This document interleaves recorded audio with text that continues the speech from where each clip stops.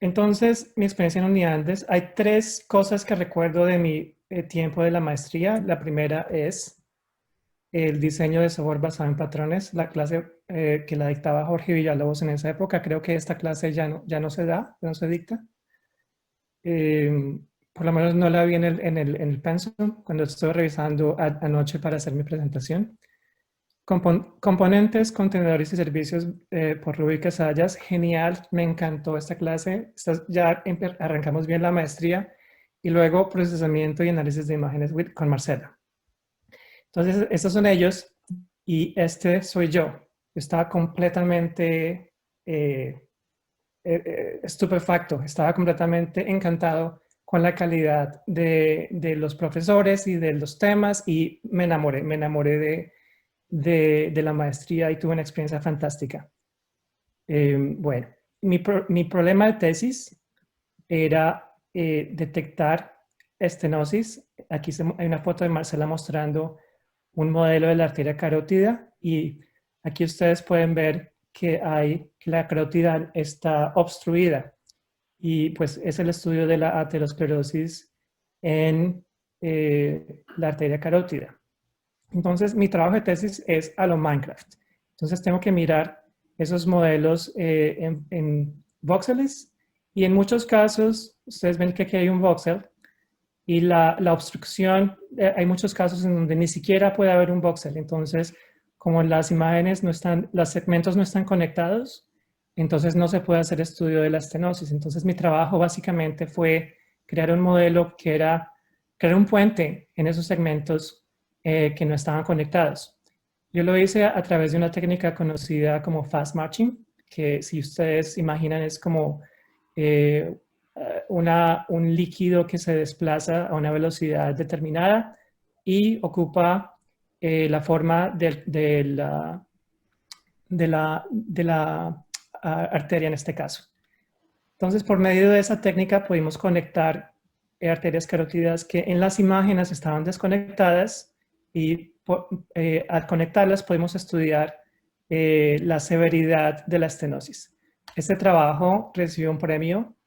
Aquí tengo una copia del único, la única evidencia de este premio que encontré en línea y es un premio del Congreso Colombiano de Radiología. Pues, entonces, muy contento con los resultados de la maestría. Mientras tanto, en mi vida privada, pues tenía muy buen trabajo y estaba muy contento porque estaba pagando mi carro. Primer carro que compré, un Renault Clio bellísimo. Estaba fascinado primera vez que tenía un carro. Al mismo tiempo, pues con este trabajo estaba pagando mi maestría. Y entonces, esto pasa. Me atracan, me roban el carro y yo digo, bueno, pues al menos tengo trabajo, puedo seguir pagando la maestría. Y después lo que pasa es que renuncio.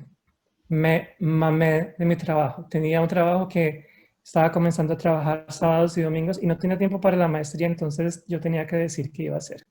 Entonces yo dije, no más, y renuncié. Y bueno, y eso me lleva a ser un estudiante de tiempo completo y por lo tanto ser elegible para pasantías. Y por medio de la Universidad de los Andes pude viajar a Francia, hacer una pasantía de verano y luego una pasantía más larguita en Australia. Y eso fue una experiencia fantástica. Aprendí muchísimo y fue una etapa de mi vida muy, muy chévere. Les voy a contar un poquito acerca de lo que hice de la pasantía más larga, que fue la pasantía en Australia. Básicamente, yo estuve trabajando en aplicar regresión lineal a imágenes. Entonces, voy a partir aquí de un ejemplo muy, muy sencillo, donde tenemos un píxel que cambia. Puede ser un píxel que cambia a través del tiempo y queremos explicar la variación en la intensidad de este píxel por medio de un modelo de regresión lineal. Entonces, lo que hacemos es tenemos unos factores que nosotros creemos que influencian el valor de intensidad de ese píxel y aplicamos regresión lineal para estimar los coeficientes de regresión y el residuo. Entonces, es un modelo muy, muy sencillo de regresión lineal. Bueno, pues esto se puede aplicar a imágenes cerebrales. Entonces, en lugar de tener un píxel, tenemos un conjunto de voxeles en 3D Qué bien. y, y en este caso lo que queremos es mirar cómo estos voxeles cambian de intensidad en una persona a medida que pasa el tiempo. Es decir, si se presenta un estímulo visual, queremos mirar cómo cambian esos voxeles en el cerebro, por ejemplo, o también podemos mirar en una población. Entonces, aquí el eje horizontal puede ser tiempo, cuando miramos cómo cambia una persona en el tiempo, o puede ser en el mismo instante de tiempo, pero a través de múltiples individuos. Entonces, cuando se aplica la regresión lineal, obtenemos, en lugar de obtener coeficientes de regresión, obtenemos imágenes de regresión. Entonces, esas imágenes que ustedes ven acá son los coeficientes de regresión, pero cuando los ponemos todos juntos por todos los voxeles, entonces tenemos una imagen de regresión. Y finalmente un residuo, y todo esto simplemente es muy sencillo, es aplicar regresión lineal. Ahora, lo interesante no es la regresión lineal, lo interesante es que como ya tenemos los coeficientes de regresión, podemos comparar los parámetros. Entonces, los parámetros pueden ser en un estudio de resonancia magnética funcional, cuando te están tomando una resonancia y miras una imagen, o cuando oyes un sonido. Entonces, hacemos la comparación de cómo estaba el cerebro durante estado de control o cómo está con el estímulo. Y se hacen comparaciones para mirar en qué partes del cerebro las diferencias son estadísticamente significativas. Pero esa misma técnica se puede aplicar cuando comparas cerebros jóvenes versus cerebros viejos, o cuando comparas gente que está sana contra gente que tiene una enfermedad neurodegenerativa. Entonces, es muy sencillo. Es regresión lineal, obtenemos los coeficientes de regresión, comparamos los factores y obtenemos mapas estadísticos en donde hay cambios que son significativos. En 5 minutos, esta es una de las técnicas más usadas en la neurociencia. Muchos de lo que conocemos acerca de cómo funciona el cerebro están basados en la regresión lineal. Entonces, este fue mi trabajo de pasantía. Bueno, y después me gradúo de los Andes y llego a Canadá en el 2008-2009. Y este es Terry Peters, mi director de tesis. Y pasé de un ambiente que era bastante estructurado durante la maestría a un ambiente que era completamente desestructurado en el doctorado. Es decir, yo hacía seguimiento de tesis cada mes con Terry, y la diferencia es que mientras con Marcela teníamos objetivos, nos sentábamos y hablábamos de estrategia, ella hacía seguimiento permanente, me daba retroalimentación. Con Terry fue completamente diferente, era un modelo completamente diferente en donde yo tenía la libertad de hacer lo que yo quisiera, yo simplemente tenía que ir a reportarle a él. Entonces para mí fue un choque bastante difícil porque yo estaba acostumbrado a un ambiente de aprendizaje bastante estructurado, en donde tenía bastante guía, era guiado como estudiante a un ambiente de educación en donde yo tenía la libertad, podía hacer lo que yo quisiera, y yo decía, bueno, ¿y ahora qué voy a hacer? Bueno, entonces comienzo a trabajar en el estudio de epilepsia en resonancia magnética. Entonces, básicamente, se adquieren las imágenes de resonancia, extraigo las características de esas imágenes, selecciono cuáles son las buenas características, entreno una máquina de soporte de vectores, y bueno, y ya basado en ese entrenamiento ya puedo yo hacer mis conclusiones. Entonces, básicamente, para aquellos de ustedes que no están muy familiarizados con esta técnica, básicamente una máquina de soporte de vectores es un algoritmo de clasificación en donde tenemos dos clases o más. En este caso tengo dos, y yo quiero mirar quiero encontrar la frontera o una línea que divida las dos clases de tal forma que para cualquier nueva punto de datos que tengo, yo lo pueda clasificar correctamente, en este caso a la izquierda o a la derecha. Entonces, una máquina de soporte de vectores lo que hace es buscar la mejor frontera. Entonces, en este caso, la mejor frontera es el caso que ustedes ven aquí en la pantalla, el caso B, porque esta línea, esta frontera de división, es la mejor porque al estar separada igualmente de las dos clases, esta línea va a asegurar que no me equivoquen en la clasificación tanto porque tengo el margen, tengo un buen margen entre la frontera y las clases. Mientras que en el caso A y en el caso B, el algoritmo podría equivocarse más frecuentemente. Entonces, eso es lo que hace una máquina de soporte de vectores. Bueno, aquí vemos el margen, porque este es un buen margen. Y pues yo aplico esta técnica para detectar epilepsia en resonancia magnética.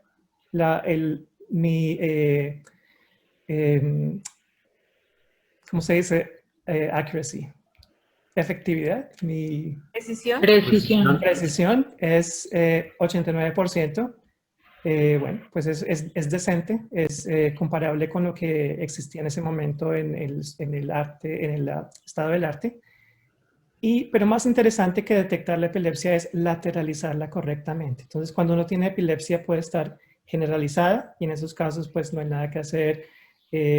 Son casos que son muy difíciles de tratar, pero cuando se logra lateralizar, si está en el lóbulo izquierdo o en el derecho, entonces eso ayuda bastante a los cirujanos a decidir si la cirugía es posible o no. En el caso de la epilepsia del lóbulo temporal izquierda, es fácil de identificar y pues mi algoritmo fue capaz de identificarla correctamente en todos los casos, mientras que en la epilepsia del lóbulo derecho es más difícil y clínicamente es también más difícil de identificar. Y pues mi algoritmo demostró que también era difícil para el algoritmo identificarla. Esto en parte tiene que ver con el hecho de que la incidencia de la epilepsia del lóbulo temporal izquierdo es más frecuente. Entonces hay más casos y pues cuando tienes más información puedes clasificar, tu algoritmo va a ser mejor porque tienes más información disponible. Bueno, mi trabajo de tesis fue publicado en este journal y pues es una de las cosas que digamos para mí son muy... me siento muy contento de poder haber sido elegido para la portada de este journal. Bueno, y por medio del doctorado, pues, aquí creo que esto no está funcionando muy bien, esta diapositiva, pero bueno, el doctorado me abrió las puertas del mundo. Pude viajar a muchas conferencias, conocer a mucha gente, participar en diferentes discusiones con diferentes grupos de investigación. Entonces fue una experiencia muy bonita que fue posible gracias a que me robaron el carro. Todo empezó cuando me robaron el carro. Entonces uno nunca sabe por qué las cosas pasan, pero bueno, esto pasó.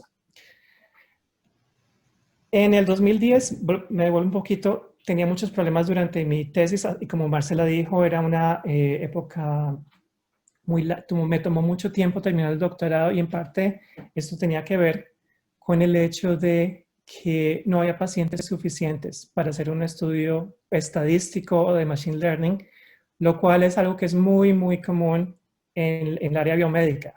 Es difícil hacer estadísticas cuando lees los artículos de investigación. Generalmente las muestras son pequeñas porque es difícil y costoso adquirir los datos. Entonces, bueno, no había pacientes, entonces, ¿cómo haces Machine Learning si no hay pacientes?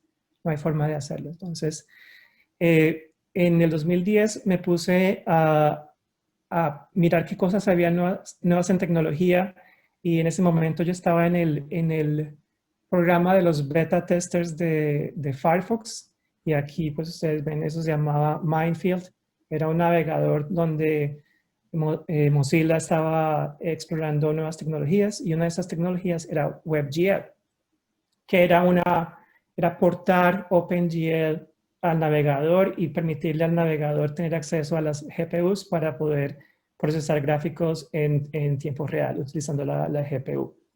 Entonces, pues lo que ven acá es un triángulo, creo que fue el primer triángulo en un navegador generado por WebGL. Entonces yo tomé una foto porque dije, bueno, esto puede tener éxito, vamos a al menos capturar la evidencia de que en algún momento de mi vida lo exploré. Y bueno, pues ese fue un triángulo. Y después, como no había pacientes, entonces pues yo seguí investigando, me metí a escribir más código en WebGL y comencé a aplicar mi conocimiento en patrones de software, componentes, todo lo que había aprendido en los Andes, y comencé a construir una librería de lenguaje de programación de alto nivel, basado en OpenGL, en WebGL, que era de bajo nivel. Y bueno, con esta librería yo pude generar el primer corazón ¿cómo se dice? Que se contrae. Este es un modelo tomado de una tomografía computarizada, y en el navegador podías ver cómo se contraía. Fue el primer corazón animado en un navegador. Y también hice el primer cerebro, el mapa del cerebro, una malla de cerebro en 3D también que tú podías mover y explorar. Entonces, esos fueron como mis primeros logros en el WebGL. Después seguí trabajando en esto porque no habían pacientes. Y entonces terminé construyendo la librería que se llama Voxelent. Y en ese momento pues está descontinuado, pero todavía tengo el proyecto allí. Y si ustedes van a esta dirección que ven aquí en pantalla, van a ver algunos ejemplos de lo que se puede hacer con WebGL.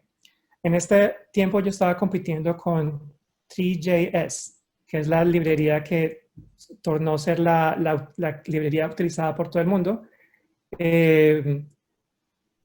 Digamos que en términos de arquitectura era más Spaghetti Code, mientras que mi enfoque era más orientado por objetos. Pero bueno, esto es una muestra que no siempre la tecnología que es mejor técnicamente es la que va a ser adaptada o utilizada por la gente. Entonces esto fue como una experiencia, aunque no andaba en negocios en este momento, fue una experiencia también que me mostró que no siempre es la mejor tecnología, sino es la tecnología que es más fácil de usar, la tecnología que a la gente le guste más. Entonces, bueno, pero igual fue una época muy bonita también porque digamos que pude explorar muchos temas y construir el software y verlo en su aplicación y mirar qué problemas tienes cuando estás tratando de hacer los gráficos en 3D posibles en un navegador. Entonces aprendí muchísimo, conocí a la gente que trabaja en esta área. Realmente es una comunidad muy pequeña y pues fue una experiencia muy, muy buena. Y porque no había pacientes, terminé escribiendo un libro, que lo ven aquí en la pantalla a la izquierda. El año antepasado o pasado hubo una segunda edición en la que participé, y también participé escribiendo un capítulo para este libro que también fue lanzado, creo que fue en el 2015 o 16 en SIGGRAPH. Entonces, uno nunca sabe, uno no tiene pacientes y mira, hay cosas positivas de las cosas negativas. Entonces, lecciones de vida, escribir un libro es genial, fue una experiencia fantástica.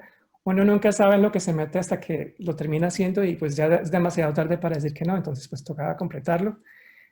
No hay plata en escritura de libros técnicos, no la hay. Si uno lo va a hacer por plata, es mejor no hacerlo.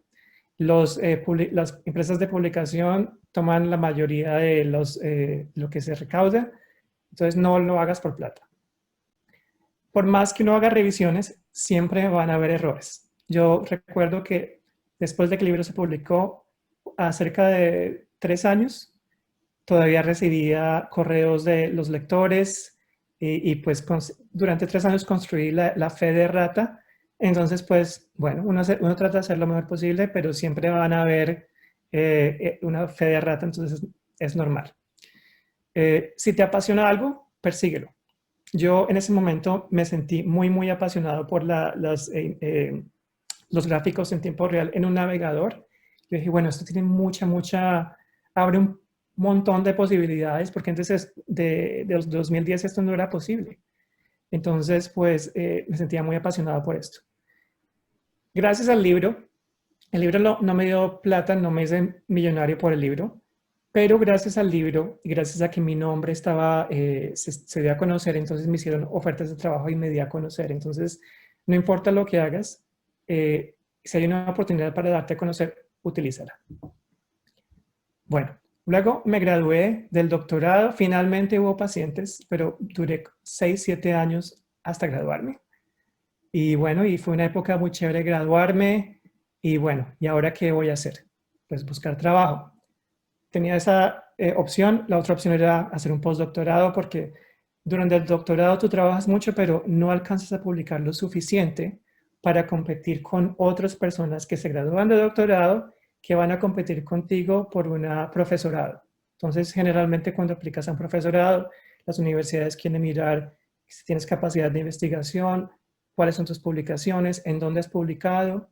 Y bueno, eso generalmente uno en el postdoctorado tiene como la capacidad de desatrasarse y publicar más.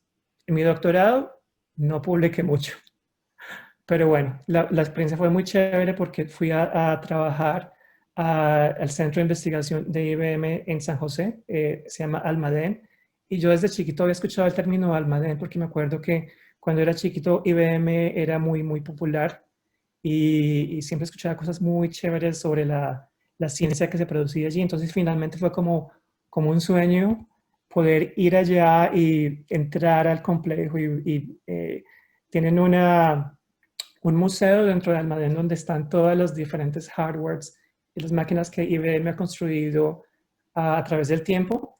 Y el museo termina con el último hardware que tienen es el computador cuántico. Entonces fue como muy, muy chévere llegar allá y ver en carne propia esto. Y bueno, aquí en esta foto, aquí estoy yo, que veo la evidencia que estuve por allá. Por medio de IBM fue como yo comencé a trabajar con inteligencia artificial. Antes de esto, pues simplemente machine learning como todo el mundo, porque la inteligencia artificial era algo muy, muy nuevo y pues en imágenes médicas nada que ver, nadie estaba trabajando con esto. Entonces, en IBM, ellos estaban trabajando en un hardware que ustedes ven acá, que es un hardware que permite ejecutar redes neuronales convolucionales en el hardware. Entonces, es una interfaz muy simple de MATLAB, en donde uno hace la simulación, luego lo, lo instala en el hardware, en el hardware que ven acá, y puedes tú ejecutar las redes desde el hardware. Entonces la idea es que este hardware no consume nada de energía, entonces lo puedes utilizar en drones o en aplicaciones embebidas y digamos funciona como a 100, puedes hacer 100 clasificaciones por segundo. Entonces era como el ángulo de IBM en esa época. Y bueno, por medio de este hardware y mi trabajo con IBM, trabajé en un proyecto para tratar de predecir la patología del tejido en un tejido a partir de la resonancia magnética. Entonces, como yo venía de trabajar con cerebro, eso fue lo que yo hice. Entonces, aquí tienes un ejemplo a la izquierda de una resonancia magnética que está coloreada, pero pues son niveles de gris. Aquí en el centro tenemos un ejemplo de la patología, entonces coges el tejido, se procesa histológicamente y tomas la imagen digital y pues lo coloreas y es que es como se ve. Y la idea a la derecha es poder predecir el tejido a partir de la resonancia magnética. Entonces, en otras palabras, si tuviéramos esta tecnología, podríamos evitar biopsias que pueden ser peligrosas. Por ejemplo, nadie quiere, si uno tiene un tumor cerebral, tienes que mirar qué tipo de tumor es. La forma de hacerlo es, tiene que taladrar tu cabeza y tomar una biopsia, mirarla debajo del microscopio para poder determinar qué tipo de tumor tienes. Muchas veces el tipo de tumor determina cuál es el tipo de seguimiento que se da, si hay cirugía, si son drogas, etc. Entonces la idea es, podemos evitar biopsias y simplemente tratar de estimar las características del tejido a partir de la resonancia magnética. Entonces, bueno, yo lo que hice fue tomar esas parejas de resonancia y tejido, muestras de tejido, y tratar de construir el modelo predictivo. Entonces, esta imagen aquí muestra cuando la red neuronal en entrenamiento, inicialmente a todo la predicción, GT significa Ground Truth, pues es el objetivo, y PR es la predicción. Entonces puedes ver que a medida que pasa el tiempo, la predicción se vuelve más y más y más cercana al objetivo. Y bueno, este es un pequeño video que muestra la red neuronal en entrenamiento. Entonces, poco a poco, aquí la red va aprendiendo las características Y bueno, aquí no está, voy a adelantarlo un poquito. Esto aquí es más o menos no está completamente entrenada la red, pero aquí se puede ver que la red va aprendiendo. Entonces, aquí les muestro un ejemplo terminado en donde tenemos una muestra de tejido. Perdón, a la izquierda tenemos la resonancia magnética.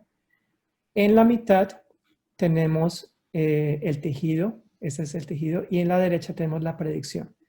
Entonces, lo que ustedes ven acá específicamente, estas áreas que están en naranja son capas de corticales que generalmente no se ven bien en la resonancia magnética, solamente se pueden ver en el tejido. Entonces, aquí se puede ver que algunas de las características del tejido se pueden predecir. Entonces, este fue un trabajo muy, muy interesante.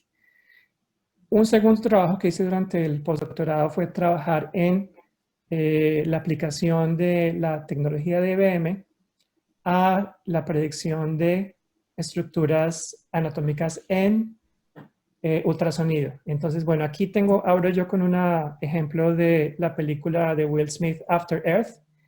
El tipo se estrella en un planeta desconocido y bueno, ahí tiene una máquina fantástica que le permite analizar que tiene una fractura y bueno, el computador no solamente le dice que tiene una fractura, pero le dice cómo hay que tratarlo.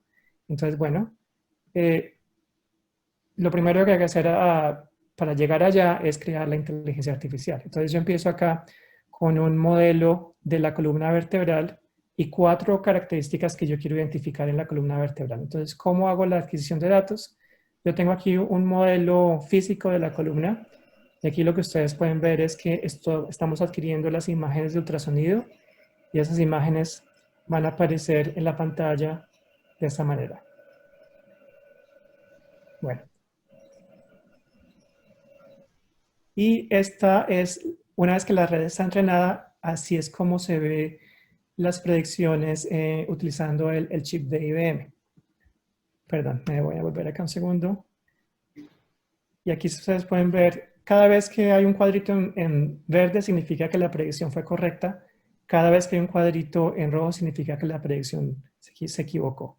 Entonces es muy rápido y ustedes pueden ver que generalmente hace un buen trabajo. Pero cuantitativamente, esta es la matriz de confusión. Y bueno, y aquí se puede ver que hizo un buen trabajo clasificando. Entonces, eso fue un trabajo muy chévere también. Y pues poder traer la idea de la percepción a máquinas de ultrasonido que son baratas y portables abre un mundo de posibilidades. Y aquí hay algunos ejemplos en donde esto se podría usar. En este momento es un tema interesante de investigación también. Bueno, y después de IBM, ¿ahora qué hago? Entonces, pues, vuelvo a buscar trabajo y comienzo a trabajar para una startup en Toronto que se llama Awake Labs. Muy chévere el startup. La idea era construir un sistema de detección de ansiedad para niños con autismo. Entonces, para mí es un tema muy cercano a mi corazón porque mi hermano es autista. Entonces, yo digo, bueno, esta oportunidad apareció por alguna razón será. Entonces, comienzo a trabajar en esto, pero me va mal. Y me va mal porque los socios no saben cómo hacer funcionar una empresa exitosa. Y fuera de eso, pues me terminan despidiendo. Entonces fue una época pues no tan chévere, pero aprendo muchísimo. ¿Alguno de ustedes ha visto Halt? ¿Cuál es el nombre de esta serie? Halt and Catch Fire. Esta es una foto de una serie de televisión que habla sobre los startups en los años 80 y 90. Entonces, si no la han visto, se las recomiendo. Es un drama de todo lo que pasa en una startup y pues básicamente esa fue como un poquito la experiencia que tuve con Awake Labs. La diferencia es que en la serie de televisión, bueno, realmente no hay muchas diferencias, hay mucho drama, pero bueno. Lo que aprendí de esta época es que los startups son geniales. Generalmente uno, cuando viene de la academia, uno tiende a subestimar su trabajo. Uno realmente, cuando uno trata de ponerle un precio a dime cuánto quieres de salario. uno generalmente no va a dar el precio que uno no cree que merece más de cierto nivel. Pero lo que uno debe hacer es pedir un poquito más, porque una de las cosas que no aprendes en la academia es no aprendes a negociar. Entonces uno siempre, el pensamiento científico es vamos a ser justos, vamos a pedir lo que es, o un poquito menos porque quiero obtener el trabajo y bueno.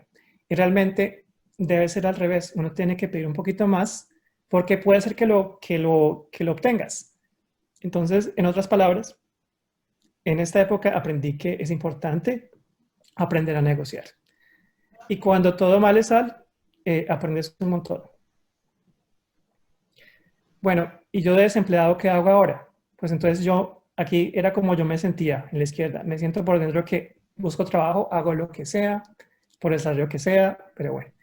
Pero lo que yo estaba haciendo por otra parte era hacer un voluntariado, socializar, darme a conocer, en otras palabras, mercadearme. Y una de las cosas que hice fue participar en una serie de conferencias que se conoce como el Toronto Machine Learning Summit. Y pues en esta foto que ustedes ven acá, yo también tenía yo era un voluntario, pero coincidencialmente ese día no traje la camiseta. Entonces aquí parezco como que yo soy el jefe, pero yo no soy el jefe. Pero fue una foto chévere porque parecía, oh, bueno, es una foto que está en el internet, entonces, bueno, este tipo debe saber algo, bueno, bien. Entonces, bueno, hice mucho marketing ahí. Y pues aquí, así era como yo me sentía por dentro, porque yo soy una persona introvertida, yo no soy una persona sociable, pero cuando no tienes empleo, tú tienes que volverte la persona más sociable del mundo, así no lo sientas. Entonces, aquí, entre socializar y tener amigos, o lo completamente opuesto, yo quería lo completamente opuesto, yo quería estar sentado frente al computador y trabajar y no socializar. Pero bueno, esta época en mi vida me enseñó el valor de las conexiones personales y socializar. Y no se trata de tener un interés de tener un empleo, pero realmente en establecer conexiones y esa red social que es importante tener. Cuando buscas empleo es importante no dar la impresión de que estás desesperado por conseguir empleo, porque es igual que cuando uno está buscando novia a novio. Si estás desesperado, la gente se va a dar cuenta y te van a rechazar. Entonces, en lugar de estar con esa ansiedad y mostrar esa ansiedad, lo que tienes que hacer es concentrarte en proyectos que sean especiales y que sean súper geniales, que te interesen realmente, porque cuando tú estás apasionado o apasionada acerca de algo, la gente, eso atrae mucho a la gente. La gente quiere decir, bueno, venga, miramos qué es lo que estás haciendo y digamos, es como, esa atracción es muy, muy interesante. Entonces, darse a conocer, hay muchos canales ahora para darse a conocer, Twitch, YouTube, website, y bueno, aquí tengo un par de charlas que yo hice durante esta época que están en YouTube. Y bueno, aquí de pronto lo que yo quisiera resaltar es una charla que a mí me gustó muchísimo, que se las quiero recomendar. Si buscan por las 4 sillas, el TED Talk de las 4 sillas o 4 Chairs TED, van a encontrar esta charla aquí. Y es muy, muy interesante porque es una charla sobre la percepción y la comunicación. Esas son cosas que realmente cuando estás en un programa técnico no son muy... ¿Perdón? ¿Alguien tiene una pregunta? ¿No? No, Creo que no, Diego. Diego. Ah, bueno. Les recomiendo esta charla. Cuando estás en un programa técnico, realmente no hay mucho énfasis en cómo te comunicas y cómo expresas, cómo escuchas los puntos de Ya vista. está cerrado. No, no, no, ya estaba cerrado. ¿Perdón? ¿Pueden cerrar los micrófonos, por favor? Bueno, y creo que estoy un poquito sobre el tiempo, entonces ya les voy a contar cómo voy de aquí a Ezra. Entonces, estoy yo en esta época y recibo este mensaje de LinkedIn de mi ahora socio Emi. Y entonces él me dice que es un empresario que se vendió su empresa y ahora quiere comenzar a trabajar en la detección de cáncer en resonancia magnética. Y bueno, ese es el primer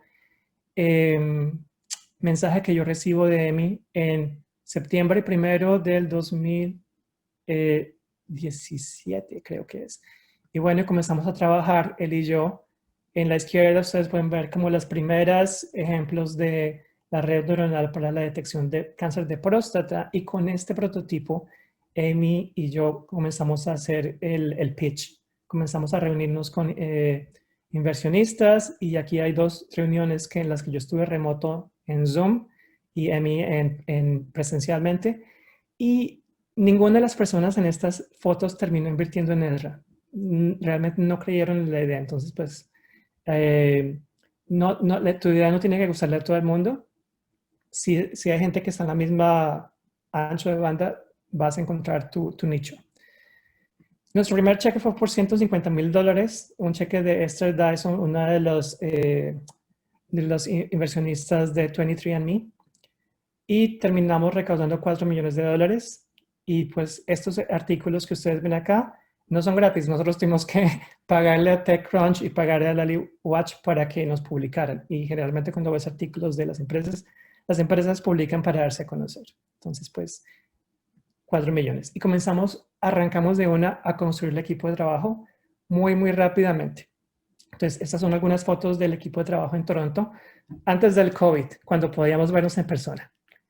Un equipo de trabajo muy chévere, pero esto fue una cosa fundamental para nosotros, comenzar con el equipo de trabajo. La primera persona que contratamos fue la persona de recursos humanos para contratar el mejor equipo de trabajo que pudiéramos encontrar. Al presente, recientemente tuvimos nuestra serie A de inversión, recaudamos $18 millones. Y pues el sitio web nuevo que ustedes pueden ver, lo lanzamos en agosto 24, está bastante nuevo, y pues muy contentos con el trabajo, pero también es nunca las cosas son perfectas y siempre hay deadlines y cosas que te quedan por hacer, pero bueno, hay que estar muy contentos con el progreso. Lecciones de vida acá. La idea de empresa tiene que ser global. Cualquier persona del mundo debe estar interesada en tu idea. Si tu nicho es muy pequeño, los inversionistas no van a verlo como una inversión buena. Tiene que ser global. El equipo de trabajo es fundamental. El entrenamiento como académico funcionó en mi contra, porque mi intuición siempre que teníamos un problema era yo tratar de resolver el problema. En el doctorado, en la maestría, tú eres responsable por el problema y por resolverlo.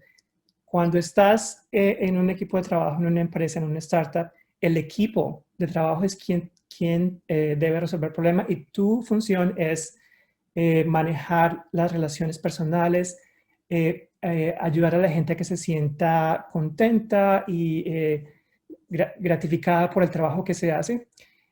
Al principio yo era muy task-oriented, voy a mirar el problema y no me importa si tengo una buena relación personal contigo o no, pero totalmente eso cambió y comencé a trabajar más en las relaciones personales. Y cuando tú haces eso, la productividad aumenta 300%.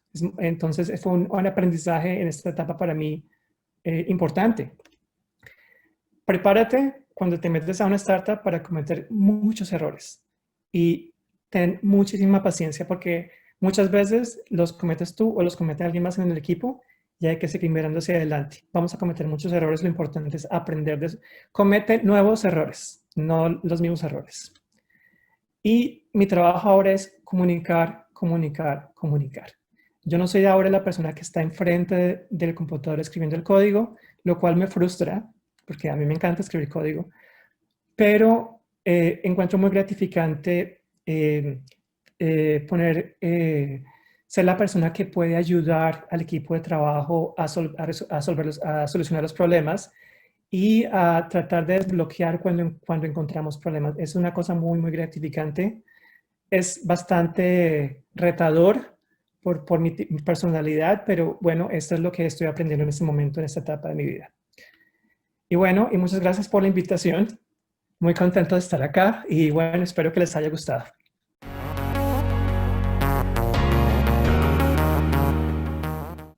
Bueno, pues es interesante porque cada etapa lo que yo veo hasta el momento, en los 3 años que llevamos, es primero que las cosas pasan muy rápido.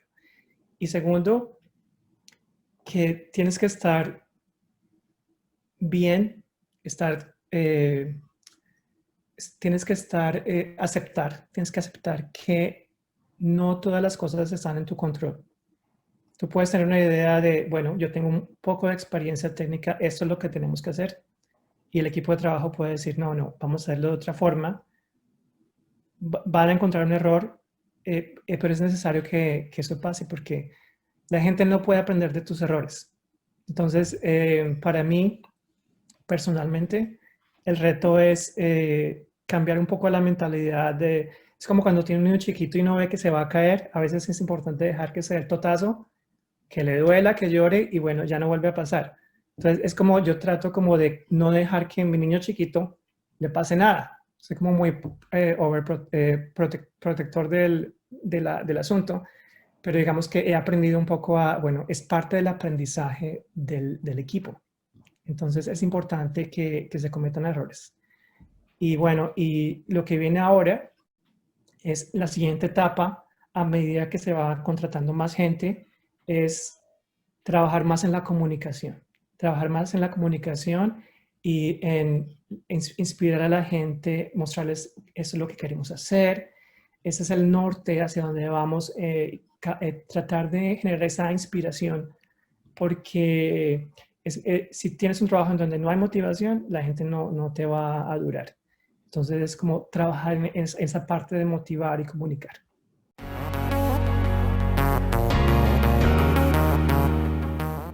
Bueno, pues esa es una pregunta, muy buena pregunta porque de mi parte he tenido experiencias sobre este tema también.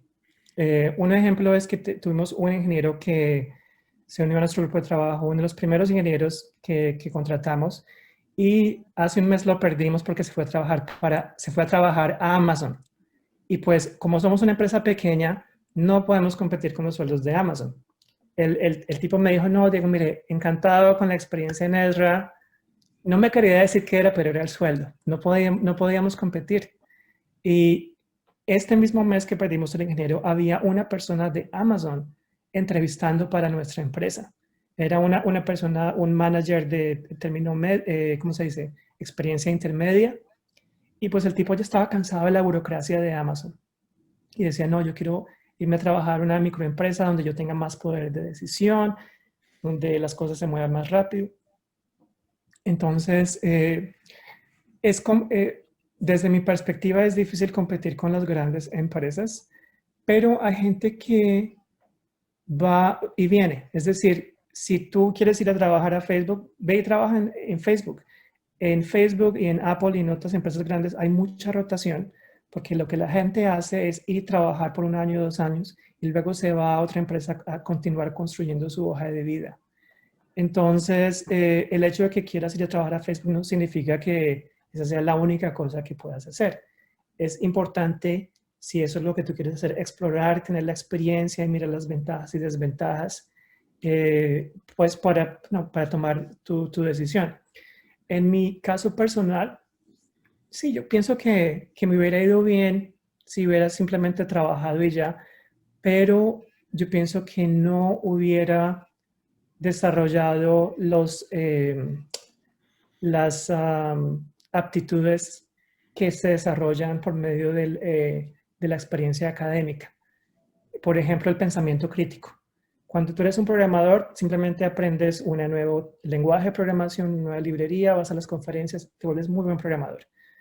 Pero cuando tienes un problema de investigación en donde no hay un estado del arte que resuelva la pregunta y tú tienes que lanzarte al agua y explorar las respuestas y equivocarte y volverlo a hacer, leer muchísimos artículos de investigación, escribir artículos de investigación, aprender a comunicarte en frente de una audiencia técnica, aprender a comunicarte en frente de una audiencia que no es técnica. Entonces, todas esas aptitudes no se desarrollan si simplemente te dedicas a programar. Entonces, en mi caso, yo pienso que todo eso fue algo muy importante para mi desarrollo profesional, que Si hubiera tenido solamente una vía y solamente una forma de evolucionar, de pronto en ese momento no tendría esas aptitudes.